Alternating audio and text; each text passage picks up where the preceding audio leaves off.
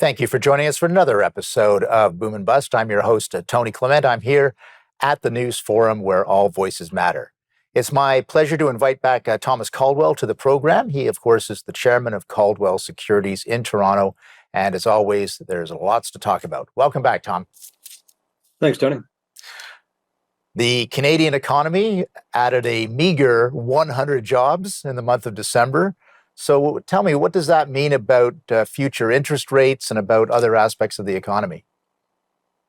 Well, it's interesting. I think as we go into this year, more people are going to be focused on the real stuff, which has been ignored and frankly abused for the last little while. Adding 100 jobs is really doesn't show anything because there was massive governmental hiring during that period of time. Right.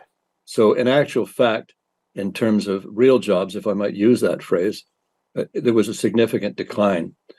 Canada's position in terms of both economic growth and relevance is deteriorating fairly significantly. So I think this will be a year where people are starting to say, hey, we've got to make some changes here, whether it be in deficits or spending or focus for that matter. Well, I'm glad you raised that. When I was president of the Treasury Board of Canada, we were able, mostly through attrition, to reduce the number of positions in the public service without, in my view, affecting services. And from that point, when I exited government in 2015, the number of public servants federally has gone up by 40%. So that's to your point, that in a way juices the statistics for hiring, doesn't it? Absolutely. And of course, it adds more voters as well for the party in power. Yeah. So I think there's mind you, that's a cynical comment, but unfortunately, cynics can occasionally be right. But it is a significant increase. And in fact, if anything, we're over-governed, over-regulated, over. And I think people sense it. There's a sense of malaise that we're not in charge of our lives. We get a lot of people telling us what we should do, how we should live our lives, and even what we should think and indeed what we should say. Indeed. Can you just give me a window on the analysts and whether they're bearish on the economy? Do you get a sense of that yet? Not really. I haven't, in the reports I get, I haven't seen a lot of things, the world is ending type of thing. Right. The U.S. economy is quite robust. Unemployment is low. Interest rates probably going to stay here. The good news is they're probably not going to rise significantly or at all above these levels. And right. we've come to accommodate this level of interest rates. So we're muddling through in the U.S. In Canada, it seems to be, maybe I was just reading some of the headlines, it seems the only economic growth I can see is where governments are giving money to people to build battery factories around the country. We've got lots of battery factories, given that trend that comes to fruition. But so far, people aren't too ready to swap their cars for electric cars. So who knows?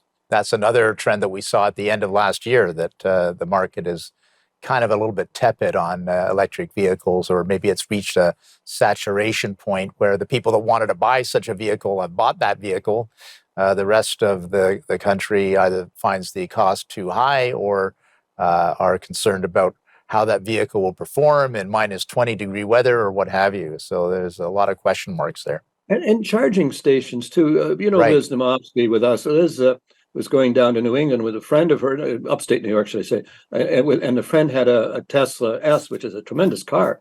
But she said, do you mind if we take your car? Because I don't know where the charging stations are or how long it's going to be. So if you're talking about a serious road trip, you still want a gas-powered vehicle of some variety. But it's not to say that this is not going to happen at some point, because remember, an electric motor is a way simpler than a gasoline engine. That's right. So usually simpler wins at the end, but we are putting significant and massive demands on electrical generation, transmission, and storage, which I think at this point in time is just not doable.